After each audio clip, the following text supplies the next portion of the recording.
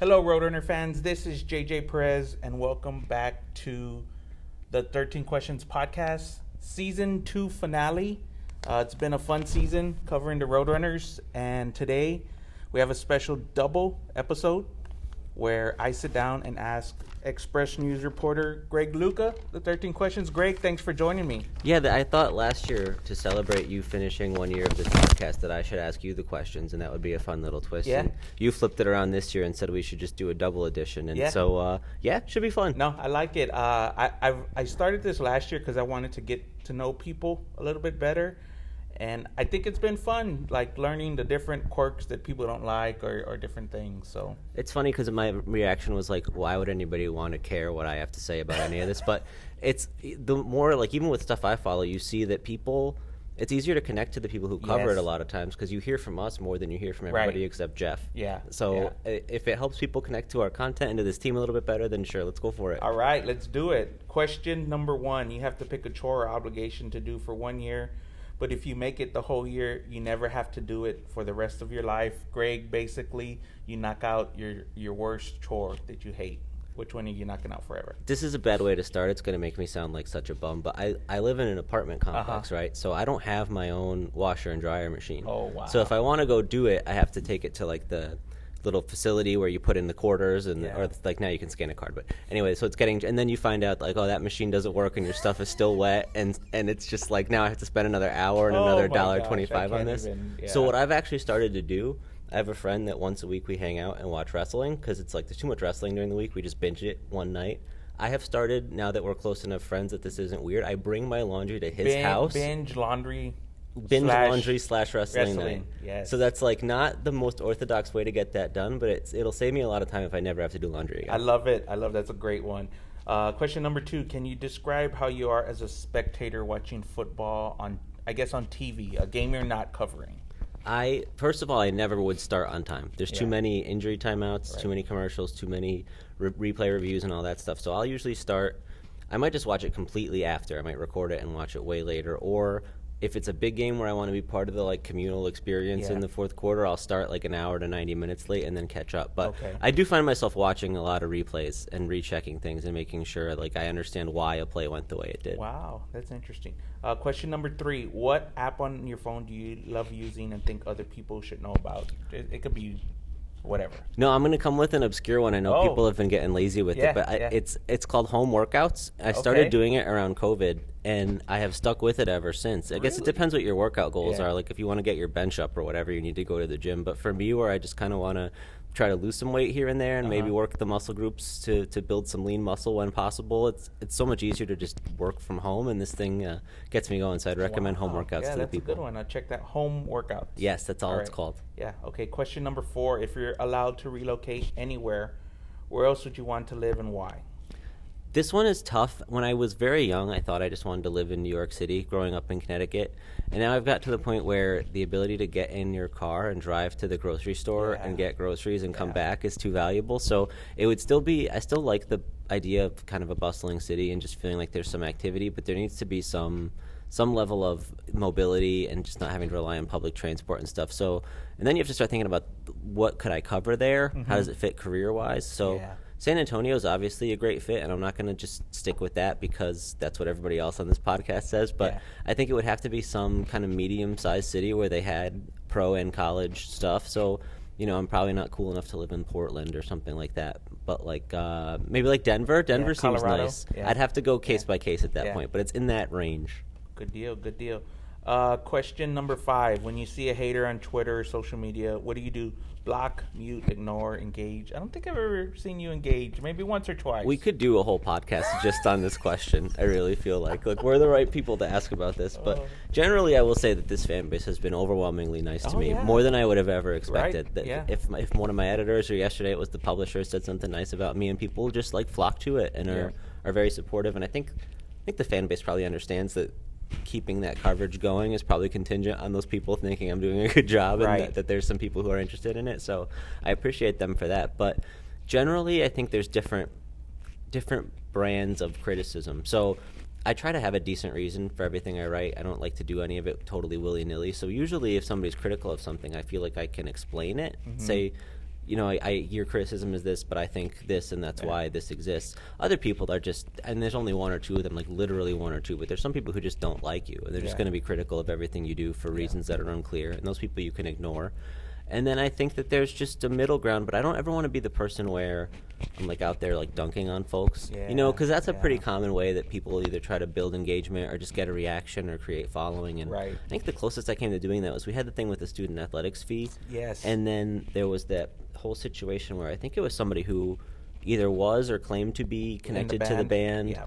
And I just wanted to get a sense of why there seemed to be some discontent between Sosa and the athletics fee vote, and that person was being very antagonistic. And I was sensitive about this because I didn't think I did a great job covering it, but I got a little snippy, and then he or she said something like, "You're a joke of a reporter," and I came back with, like, I really wanted it to be out there that I had tried to communicate with Sosa about this story and wanted to get their perspective, and that they weren't very helpful with that. So there was a functional part of it, but I was kind of snippy and snarky about it. And then a bunch of people jumped in and were like, "Oh, snap," you get all the gifs and stuff. And I think at some point people enjoy that, and there's part of that feels good, but I don't think I had never said this to anybody. I don't think I ended up like DMing the person who was being critical, like, "Hey, I'm really sorry if I contributed to this like negative situation for you," because you never know what kind of headspace somebody's in if they're going to be lashing out to people on social media. So I would generally try to avoid that, because you don't want to be the person that pushes somebody over the edge or contributes to them having a bad time. So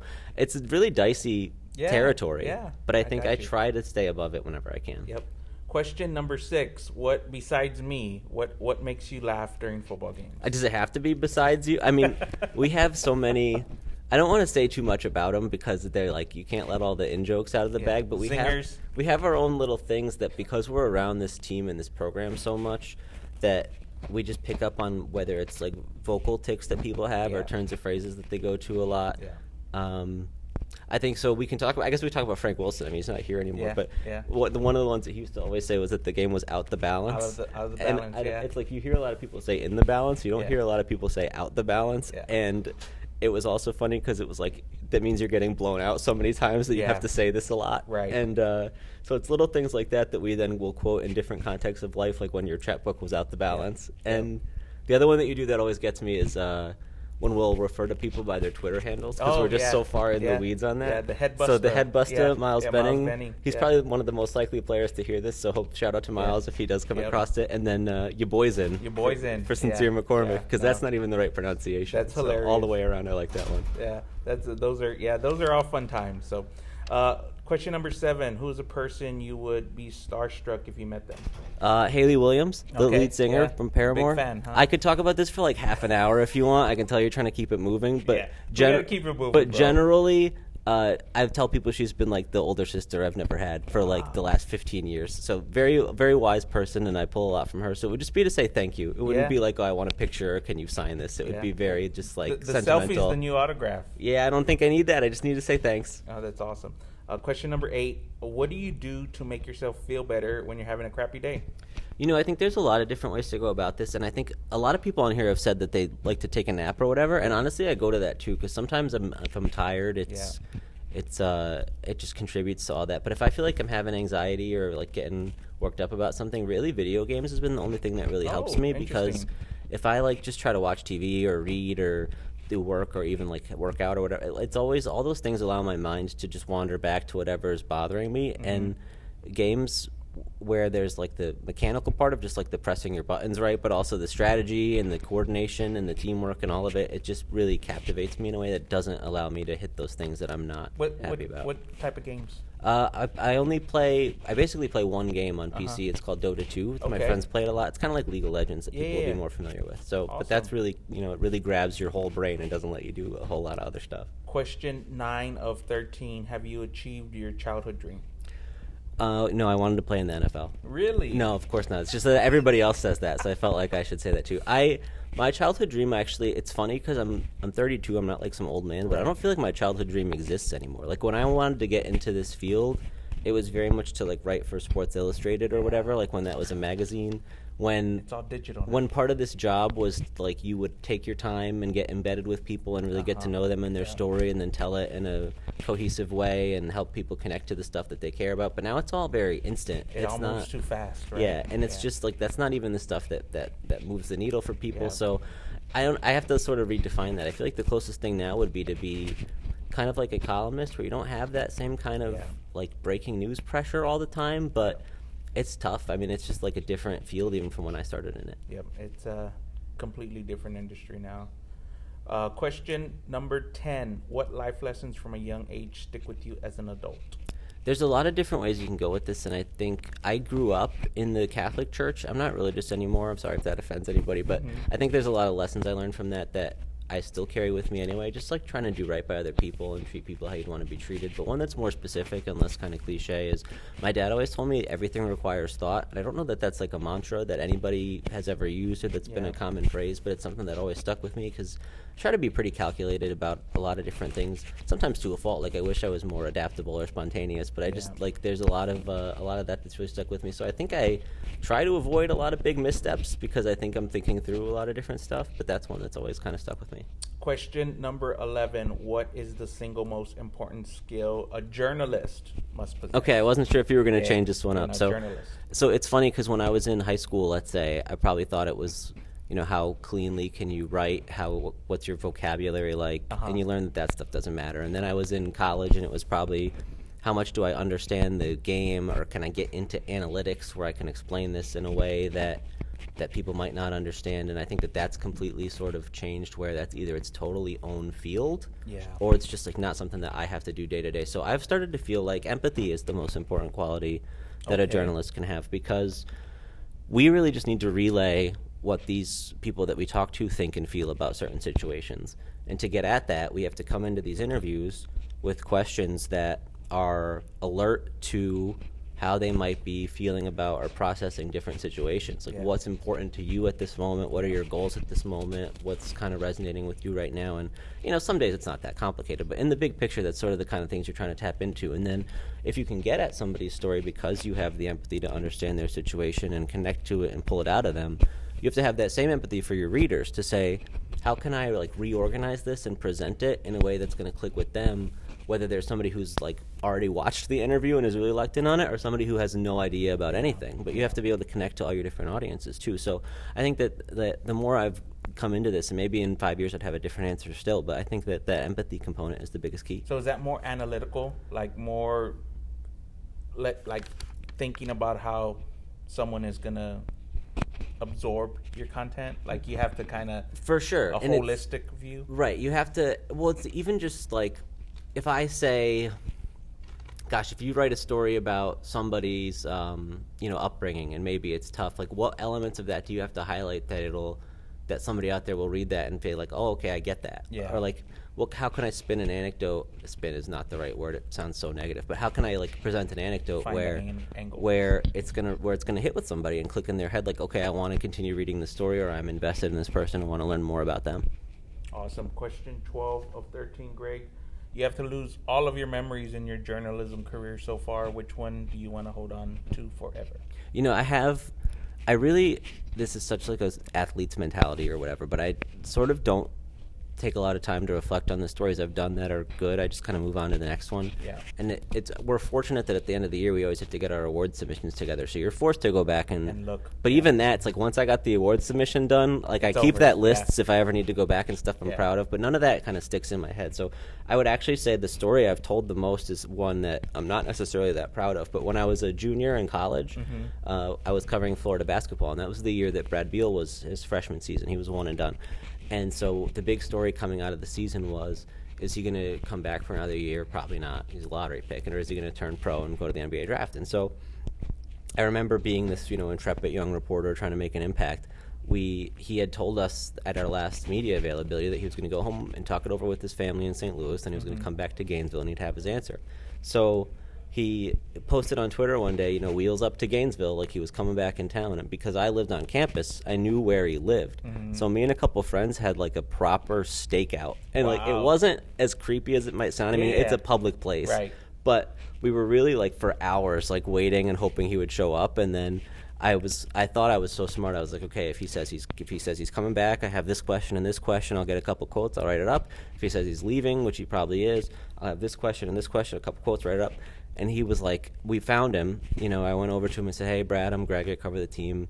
I know you said you would have a decision when you got back. Yeah. Where do you stand on this? And he was like, I don't know. And I was like, I did not plan for I don't know. Yeah, I don't remember exactly. I feel like I just kind of froze. I was like, do you know when? And he was like, nope.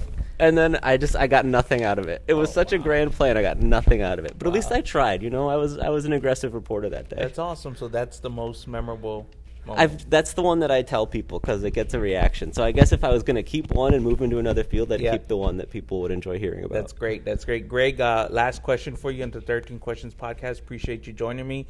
Just want to make sure I have the timeline right. Or not the timeline, the locations. Connecticut? Yep. Florida? Rio Grande Valley? Yeah. San Antonio? Correct. Right. How does a person from Connecticut end up in San Antonio?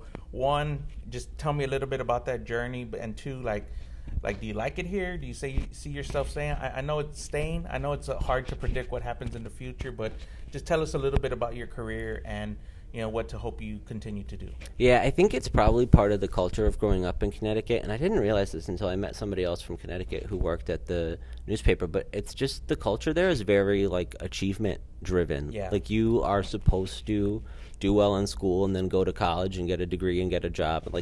There's those things are prioritized really heavily there for whatever reason. It's just part of that culture. And so I sort of said early on that I wanted to be in sports writing because I think it's the same reason anybody else gets into it. You like sports, you're pretty good at writing, and you just kind of follow that path. But I stuck with it more than other people might just sort of skip that part. And so I was looking at colleges that are good for that, whether it was so I applied to Syracuse, Missouri, North Carolina, Northwestern. I didn't get in. So Payne Hebert, I got to give him some trouble for that. Yeah. But and Florida was one where I got in, and obviously they have a strong journalism program and really strong athletics. And my grandma lived down there. Okay. So my mom was like, if you go to Florida, we'll move down there. I'll be close to grandma, get in-state tuition. That makes a big difference to the bottom line because it's all those schools, but especially if you're out of state, are highly, highly expensive. So it made a lot of sense to do things that way. And then the Rio Grande Valley was an interesting experience. It was just where the job was. You can't really afford to be too picky in this field. So I went there and spent a few years there, and there were some positives and negatives about it, but I got to get a lot of reps in and learn a lot, and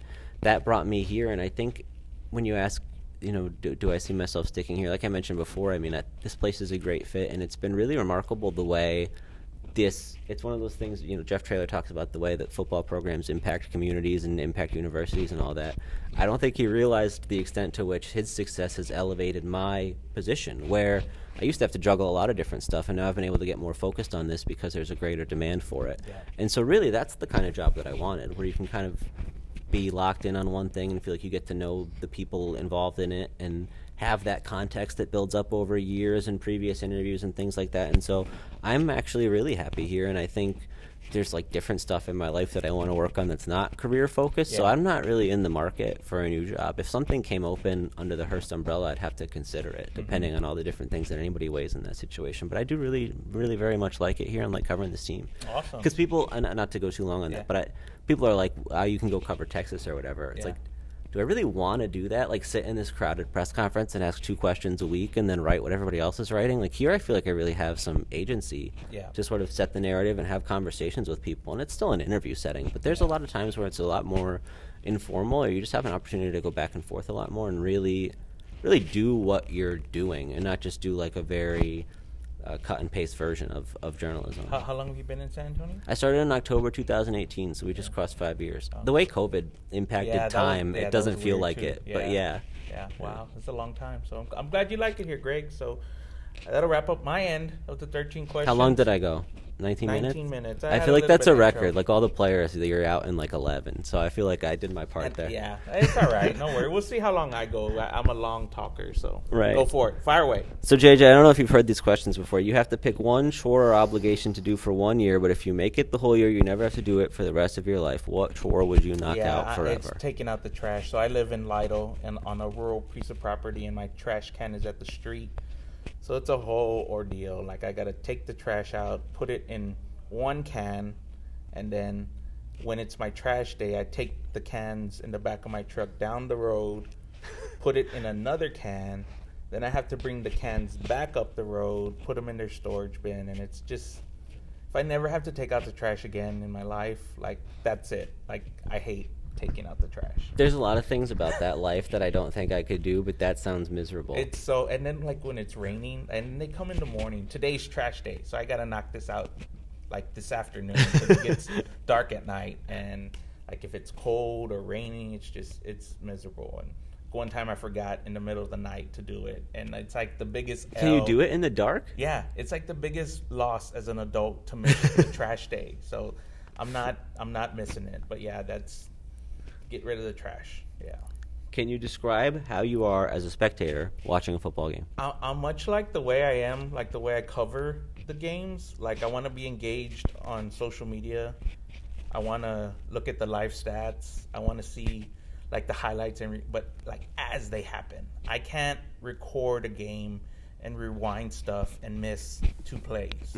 Even like when we're watching the game live, it drives me crazy that the streams are 3 plays behind because I'm part of like that society where it's instant. You got to have stuff right in front of you right now. So like when I watch my Cowboys, I follow all the Cowboys media, the Twitter folks, and yeah, just a lot like the way I watch UTSA games except on TV. It's so, maybe I'm like ADD or something, but if I start scrolling the Twitter, I just get lost in it. Yeah. And then I miss the plays, and then I'm like, I'm not following either of these. I'm just looking at 2. Yeah. So I end up having to just pick one. I get where people come from, like when we cover the games, because especially if they're not there, like they'll put us on notification, so we may be ahead of the TV broadcast. Oh, sure, yeah. So I turn my for the Cowboys.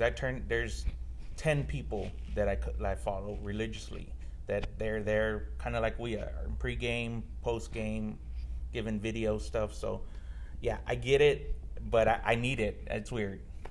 What is an app on your phone that you love using and think other people should know about? Yeah, I'm going to punt on this one. It's Instagram. I'm a big Instagram. Everybody likes Reels. I like Reels. Everybody likes TikTok. Reels are just older TikToks, I guess, for older people. So all of the apps like try to do whatever the other ones do well. Just take it. I just like it because it's another way to connect with my friends. Like, yeah, we talk about our daily lives and stuff, but it's like, oh, this reminded me of you. You know, this meme is you, or something like that. So do you actually post a lot, or do you just pull things from Instagram and send them to people? Yeah, I think most of the time I'm just sending it to like our group text. I got 2 or 3 group texts, and you just go back and forth, and then you get to follow along. Like, I think UTSA has done a super great job this season, more than last, of being more social on Instagram. So the thing from SA Sports Star yesterday, I ran across it last night. So just you pick up little bits and pieces here. So yeah, Instagram, big Instagram guy. Maybe I need to get better at that, because I feel like I don't post pictures of me especially, so it's like, what's the point? But just to be a consumer. It's weird because like I know there's people out there that look at their screen time, but I think it's called doom scrolling. Yeah. So you could get lost in that like for literally hours, and I try not to do that, especially at night. If you were allowed to live anywhere, where would you want to live and why? I've thought about this one for a while. I think I want to live like on a beach somewhere, or body of water, maybe a Lake Tahoe. Okay. Or somewhere on the West Coast. I like the water. Growing up, we spent a lot of time at the river, maybe by a river, some kind of body of water. I like Texas. I like San Antonio. I'm from here. This is my home. I hope to live here forever, but if I could be on a lake or a river or a beach would be my number one spot. So anywhere, nowhere specific. It's just somewhere warm. Quiet, it sounds like. Yeah. I like I live 50 minutes from campus. I live down a dead-end road, 1,000 feet from the road. It's like there's nothing back there except me and my dog. So it's pretty cool. I like that slow lifestyle because everything else is so busy and fast-paced. I guess San Antonio is a little special in that way, because I don't know how many cities you'd be near that would have this level of activity, but also would, within an hour, allow you to live that kind of lifestyle at the same time. It's really like 40 minutes, but there's always traffic and construction. So you're right, it is a special place. I think it's mostly geographically, San Antonio's spread out. Like, people don't realize how wide it is from corner to corner. So it's an interesting town. It's a very small town, but small town feel, big town, big city environment. All right, JJ, the main event. When you see a hater on Twitter, do you block, mute, ignore, or engage? I was telling people that I struggle with this one a lot because, like, it's one of my things. Like, I try to be liked, and I don't think that's a good trait for someone to, like, want to be liked. Sure. But, like, I don't really know what to say half the time. So what I do is I'll fire up a draft and then I'll just save it. And then I'll fire up another draft. In terms of a response to somebody, yes, you mean? Yeah, Okay. and I'll just save it. And then I'll fire up another draft and I'll just save it. And 9 times out of 10, I'll just let it go. Because it's like, when I fire off with someone else, I know that I'm being emotional. So I try to put myself in their space. Okay, well, what did you mean by this? Like, what are you really trying to say? And sometimes I don't have all the information to say what I can say or can report. So it's very frustrating for me. So if anything ever happens to me, like if I get struck by lightning tomorrow, feel free to grab my phone and fire off all the drafts that are in there, because there's hundreds of drafts. But I don't think that part is healthy to really engage, because like I don't want to ignore someone who subscribes to my website or even follows me on Twitter, because they're the people who are the real reason why we do this. And I'm a lot like Frank Harris. I look at it all, because if you like scroll through all that, there's some good stuff in there every once in a while. Like you'll pick up a good question or a valid point. I found corrections in there. Yes. Yeah. And you get an idea of what at least some of the fan base is feeling. So it's good to, a lot of people like to make fun of me because I asked the question about the vibes and like whatever. But I think like that's an important aspect of just like what goes on inside this building on a week-to-week basis. So the long answer to the short question is I really don't know. I try not to engage. I'll pop off every once in a while, but it's I'm trying to be better about that. It's funny you mentioned the vibes thing, because there's times where you ask questions and I'm like, oh, that's pretty bland or generic, and then they give this awesome answer, and I'm like, there's something to just kind of giving people an opening where they can take it whatever direction they want, and sometimes they'll lead you somewhere good. And I think it's really interesting because with what we do, like different people want different things out of it. So I try to like, my version of having a high approval rating is that you get equal criticism on both sides. Because there's people who say I take it too easy on them, and there's people who say I'm too hard on them. And as long as I guess and that's like so many different aspects of what we do. But as long as there's equal criticism on both sides, then I guess that's the best we can get. I've always just tried to like play it straight, and my like I don't probably do as much prep work as you do in some of the questions and interviews.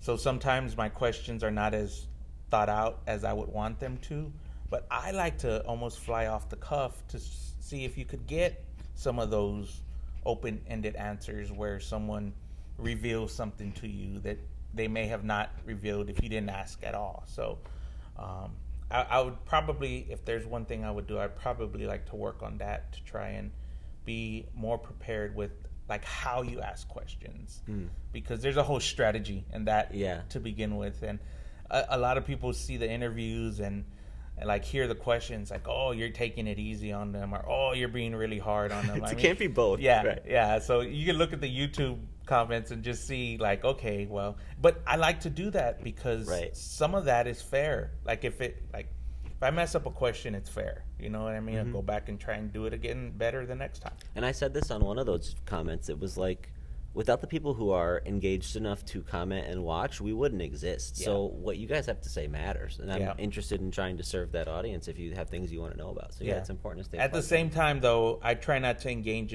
people who don't follow me. So that makes sense. If you want some engagement, I'll try to follow you. And I try to look through all of the notifications. Some of them I went back to 2 days ago, and there's still some there. I don't know why some stuff doesn't show up or whatever, but to that point, I should have mentioned this in my answer, but the people who I do the most where I type up the draft and then delete it is the clearly problematic gambling people. Oh, God. Because it's just like, you have no level of interest in this. Yeah. You're mad at me because you didn't do enough research before you bet on, like, some random game. Yeah. Like, this has, like, a 30-point spread. Like, you couldn't find anything else to do. And it's, those people are always the worst. Yeah, the gamblers have been increasingly hostile in recent weeks. It's a national platform. Yep. ABC next week. We'll see what we get. Let's go. All right, where did we leave off here? I think we are at who is a person. No, we are at what makes you laugh during football games. Oh man, I gotta say.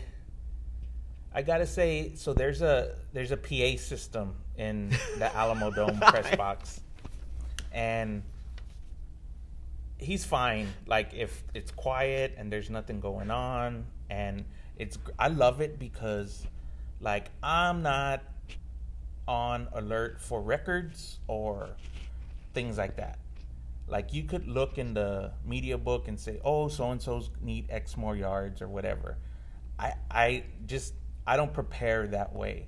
So, like, if something happens, I'm going to see it on social media. I'll do a note about it, and then, we'll ask about it afterwards. But, like, Joshua Cephas just became the all-time leading receiver on a 60-yard touchdown pass, and the guy in the press box with the worst speaker of all time sounds like the mom from Charlie Brown. It's exactly. And you can't hear anything this guy says, and it's like, and I'm like, what did he say? Was that attendance in the middle of a touchdown? Like, what is it? So people don't realize, when we're in there, because it's open, you have the crowd noise. Yeah. You can hear what's happening on the field in the action. Yeah. Then there's the eyeball race with the guy talking over the eyeball race with the background music. Any conversations happening in the press box, some people are listening to the game broadcast, and then this guy's just like, Frank Harris, and it's like, I didn't get any of that. Like, what are you even here for? Like, it's loud. And, like, to your point, most press boxes are eerily quiet. Like, I have a loud voice that carries. I'm holding this microphone far away so I don't blast you guys out, but like, our conversations, people hear them a few seats Sometimes down. I forget, and then they'll react. Yes. And I'm like, all right, well, at least it was funny. Yeah, yeah. But not in the Alamo Dome because it's so loud. So I love the Alamo Dome. I'll die on that hill that it's the best press box by far. Agreed. It's mold just, aside. Yeah, the mold and the the allergies and the overhead PA announcer it's not great. So that makes me laugh considerably every time. And the stupid timeouts. Oh my God, this year has been the worst with the timeouts. I think they made them longer. They're more frequent. Remember when the game was going to be faster this year? It's not like that at all. 3 hours and 41 minutes the last game, and it started late. This national broadcast is going to be something. Yeah, I'm ready. So that's what makes me laugh. Who is a person you would be starstruck if you met them? Oh gosh, big San Antonio fan. I've never met Tim Duncan or David Robinson, so those would be the two guys. That's untrue. I met David Robinson at the Final Four, but was that 2018 maybe, and that was just in passing. Like, I'd love to have a sit-down conversation with both of those guys because they're pretty fascinating dudes. So yeah, those would be the two guys. I'm trying to think if there's a Cowboys guy. Maybe Jason Witten. Yeah, you would think there would be. Yeah, maybe Jason Witten. Well, I think we know a guy who can make that happen, right? You go through Josiah. Yeah, Josiah, we'll see. He's an assistant coach on Witten's high school staff, right? Yeah, so big Cowboys, big Spurs. Those would be my top two guys. I would definitely be starstruck by that. How quickly is Wemby getting to that level? Is he making that kind of inroads with you? It's exciting because of the talent, but it's frustrating because of how it started. I mean, they've lost, at the time of recording, 9 games in a row, and some of them have been terrible losses. So I think they'll get there. I think he'll get there, but you got to get there, So Tim Duncan came in, and he was amazing. And like, he turned the Roadrunners, the Spurs, from pretenders to contenders overnight. They had a good team, and it was a different style of basketball back then, but I have no doubt he'll get there. It's just a matter of when. 2 seasons, maybe? Another lottery pick? Yeah. I think that's what we're likely in for, but I'm not less excited. I'd be excited to meet him too, just not on the level of Tim Duncan. I mean, Tim Duncan was one of the handful of guys to win back-to-back. Final or back-to-back MVPs. And you're talking like guys like Jordan and Bird and those guys. I mean, it's funny when you look at Wemby and Duncan. Wemby seems so alert to his own presentation. I think he's a fascinating guy, but it would also be interesting to get him in a totally candid setting and see if there's a difference there. Yeah, everybody's told me, I guess Tim Duncan's kind of a strange fellow. Yeah, right. That part of it too. There'd be a lot to unpack. Yeah, and then with David Robinson, he's also been great with the community. He opened a school on the east side, so I'd just like to pick both of their brains for that reason. What do you do to make yourself feel better when you're having a crappy day? Man, I wrote this question. So I follow NASCAR podcast. That I stole this idea from a NASCAR podcast. Shout out Jeff Gluck from The Athletic. Cool. He's been doing this for 15 years. And this was my favorite question that he asked people. And I wanted to know what everybody thought because I just wallow in it. I'm the worst. If I wake up in a bad day, in a bad mood, I'm having a bad day all the way to the end. So I don't know. I just wallow in it. I try to nap it off. I'm a big nap guy. I love to nap. But there's just so much stuff going on every day. You don't know, how that's going to affect your mood. So I just, either wallow or power through it. That's kind of my go-to. I honestly don't think that's a bad answer. I think where people get themselves in trouble is when they try to fake it, or whether they power through can be good depending how you do it, but you don't want to ignore it either. Yeah. I think allowing yourself to feel that is not too bad sometimes. I think my favorite answer this year with the guys on that question has been they go to each other, their friend group, and I don't like putting my troubles on my friends. Yeah. So I'm bad at laying it on them. So I think I've learned through doing this actually that it's okay to put a little bit on them, on your people. But it's one of the craziest things, right? Because the people you might spend the most time around or talking to, you might just never get beyond that surface level because it's just so comfortable. And you don't really, then when it's time that you need somebody to have a real conversation, you don't really know who those people are. Yeah. It can be tough to identify. So it's really interesting. Have you achieved your childhood dream? No, I don't think so. I want to say when I was super young, I wanted to play football, and then that never happened.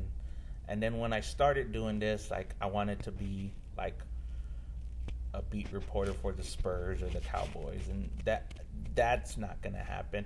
I like what I'm doing now to an extent. It's just no. I mean, I wish things would be a little more smoother, a little more easier from a business standpoint of the media and journalism side.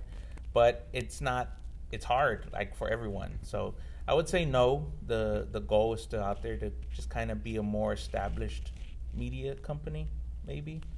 That's not a childhood dream, but I was a high school editor, columnist. The TV reporter. I went to San Antonio College. I did intramurals at San Antonio College, and then I did some internships at Ken's TV. And then I decided I didn't want to do it. Then I went to college for business, and I came back. So we'll see. We'll see how that dream people have dreams and that they want to do stuff, but sometimes it turns into something else. So, but sometimes I think we lose perspective on this. Jeff Traylor's answer was most interesting when he said he just wanted to be the high school coach at Gilmer, right? Yeah. I think sometimes we forget how modest we might aim in our youth. Maybe for me, I cover a D1 football team for a big newspaper. You know, maybe that was it. But I think as you go through it, you sort of forget or you lose perspective on what you've done and where you are. For sure. So. What life lessons from a young age stick with you as an adult? Oh, man, my dad just got into me early that you just have to treat everybody the way you want to be treated. So what's that, the golden rule? Yeah. Treat others. So that's what I try to do. I try to help everybody out, and that came from my dad. We're real close in my regular job. He works with me, so I'm lucky enough I get to see him every day. And just in life, personal stuff, business stuff. I mean, even UTSA stuff. You talk about how the program came from nothing to now it's grown into this thing that could compete for 3-time national conference champions. Mm-hmm. There's still people need help with stuff. I'll give people videos like who don't come or have trouble. So I try to help everybody. It was kind of hard for me to break in here to do this, and a few people helped me along the way. So I just like to try and pay that forward as much as I can. So Golden Rule help people. Yeah, you've helped me with a lot of stuff, and certainly getting settled in here was immensely helpful. So I've seen that firsthand, and we do our own little exchanges when we have to. So yeah, I think it's nice to have somebody else who's looking out for you like right. that. What is the single most important skill do you want to do reporter must possess? Yeah, reporter, yeah. I lack this a bunch, but I'm going to say two things, like the AP style of writing. Okay, sure, yeah. So which I'm terrible at. I mean, I have the book, I know how to do it. I just don't want to. Right, you know what I mean? And I'm going to say transcribing. You got to Interesting. Yeah, you got to be able to hear what they said, like write what they said, and like for me, I have to do it a few times. You know what I mean? Mm-hmm. So like I'm gonna listen to I listened to the interviews today. I'll go back and transcribe them again, and then after I transcribe them, I'll read through them again. So at that point, I've experienced what has been said 3 times, sometimes more. Especially when you have a situation like we have with Jeff Traylor right now with all the noise at Texas A&M, where he's saying one thing to a group of people, but then he goes on the radio and says something completely different to another group of people. So I think like the more, and it's probably because I'm not a very good writer and I can't remember everything, like the more you read and write something, the more it sticks with you, and I think that helps you tell the story. It was like somebody said something about Jeff Traylor quitting or firing himself as offensive coordinator last week. I didn't remember that. Yeah, so I still don't know when it was. Yeah. I feel like it happened, but I don't know when. Right. So, yeah, I think transcribing, keeping good notes, being able to search your documents for past stuff, like, oh, he said this, and this. You know what I mean? So, yeah, I think that's the biggest part. There's like a diligence that hangs over all of that, because you have to walk in here knowing that this is going to be the first of those 3 or 4 times that you go over something, and then to be committed to however long the interview is, that I'm going to like try to get all of this in my head and be able to use it. Yeah, it's certainly been a learning process for me, because I just used to just do the videos and check out, and then it's like you miss stuff. Even like on the for sure Monday Zooms, like a lot of times I'm driving around or I'm doing stuff on those Zooms, and I only hear half of what Jeff says, and it's like, you know, did he say that? When did he say that? And you go back, and there it was. So, yeah, I think you just got to be paying attention to what everything is said. You have to lose all of the memories in your career, but you get to keep one. What one do you hold on to forever? Oh, man. Was it the UAB game with the flip to Oscar? Yeah, The first.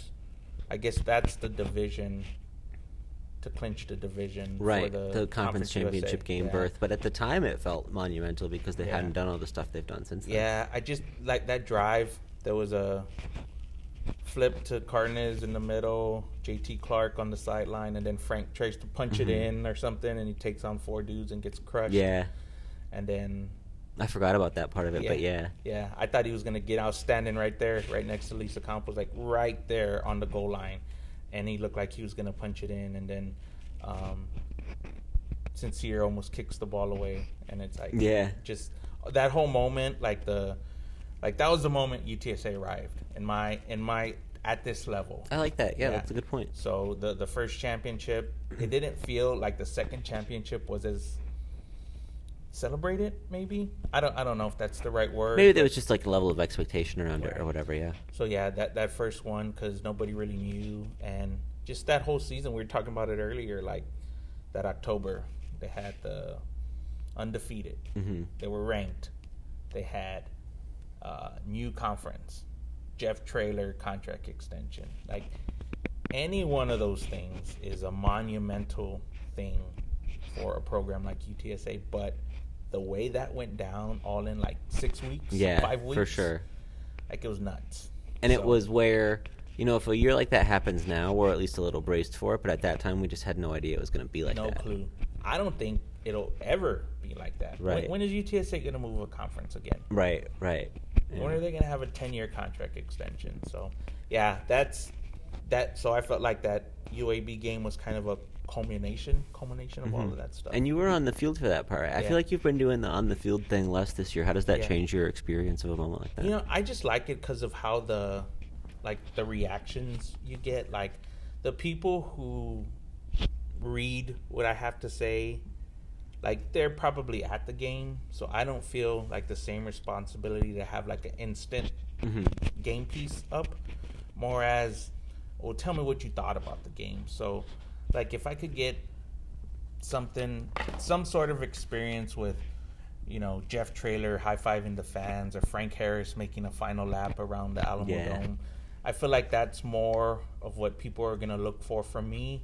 So I enjoy doing that to an extent. It's just sometimes exhausting because you're up and down, and there's these games drag forever, and then now, you know, the post game isn't the quickest, and we're there long hours after the game. So it's been, that part is fun. That's my favorite thing on the road, because you never know if there's going to be a Gatorade bath, or someone's going to, you know, get hoisted onto someone else's shoulders. You just never know. So I think last season I caught some kind of exchange with the Texas coach and Jeff Traylor on camera. Yeah. That made some news. So I enjoy that part a little bit more. They only let us on the field like at the end of the fourth quarter, and then after the game, and then pregame. So it's cool being down there, but you don't get to watch a lot of it. You lose a lot of perspective. Right.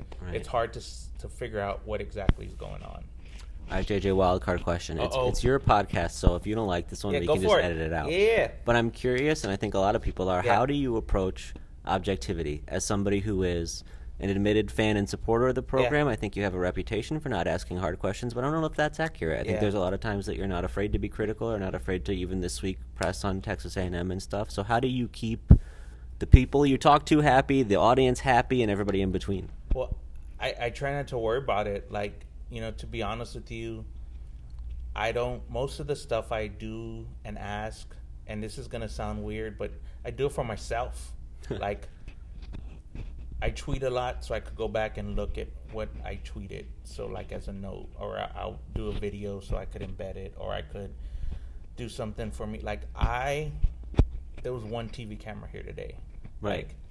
Like there were 3 people here asking questions. I mean, pretty big game this week. This is the biggest game UTSA probably has ever played. At least regular season, right? In a regular season, yeah. So while UTSA has been good at building themselves up right now, there's still a little bit of way to go. So I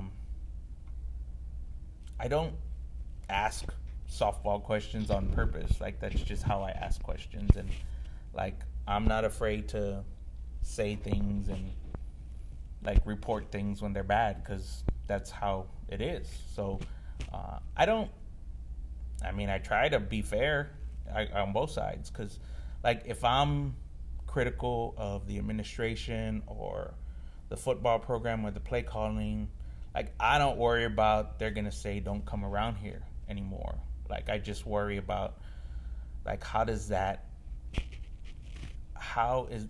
play out, like, towards the public? So I'm not ever gonna mistake myself as working for the New York Times or the Express News or whatever. I came to school here. This is my school. Like, there's no money in this for me personally. Like, I want the school to do good. I hope it does good, but like, does it affect me if it does good? Not really. Right. Like, I'm still going to be doing what I'm doing. And if I wasn't, I'd be like half these people who are listening. You know, I just go to games or whatever. So I do things the way I do it because that's how I like to consume sports media.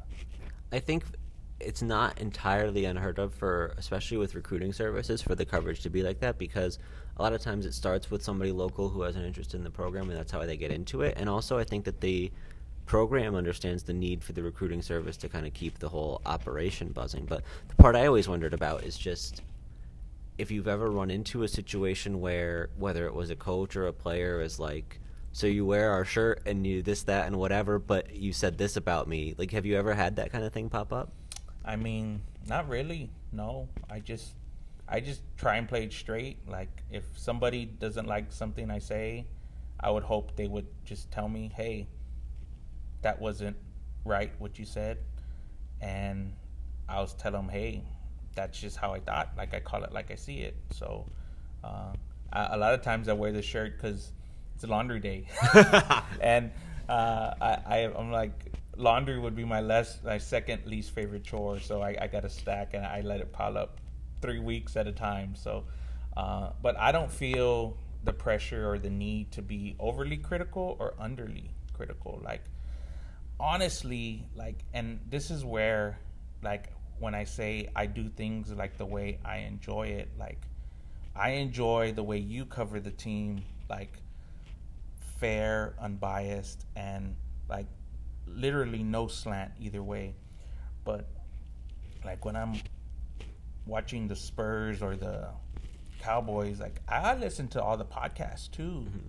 Like, even the UTSA podcasts, like, because I also enjoy, like, the opinion side of it. Like, give me, like, oh man, the offense was historically terrible in September and now it's historically great. Like, what does that mean?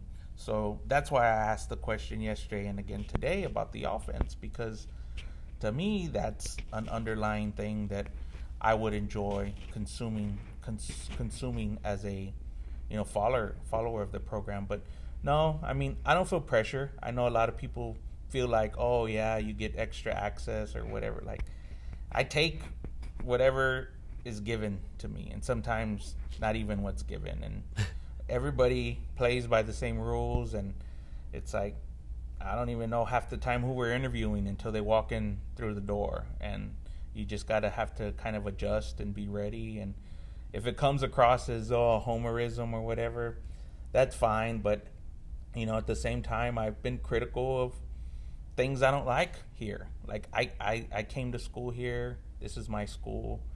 I think there are things, a lot of things behind the scenes that could be done much better.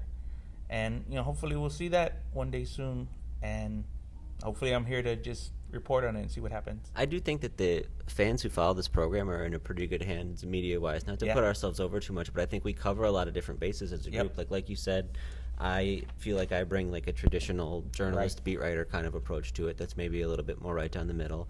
I think you are probably the leading insider in terms of just like having those connections, and a lot of that is built because of your perspective and because of how you come at it from a little bit of a different angle than I do. And then I think where you look beyond that, it's like I think Rivals has done a good job with their kind of like message board community of just being an outlet for fans that way. And I think the Alan Laudable crew does a great job with the X's and O's part of it and some of the history there. And so I just think like whatever you're looking for as a UTSA follower, hopefully one of us is providing it for you. But if not, let us know. Yeah, let us know for sure. I love constructive criticism. Like, I will go through all of my notifications on after the game, and I don't know why some don't show up, but even like the trolls or whatever, like, I appreciate it because it gives you a little bit of perspective on what you do and why you do it. So yeah, that was it. So you went longer than me, but that was my fault. I just kept interjecting my own that's thoughts, all good. We're set. That'll wrap it up. Greg, Season 2 finale of the 13 Questions podcast. I appreciate you joining me. Happy to do it. All right. Thanks for listening, everyone.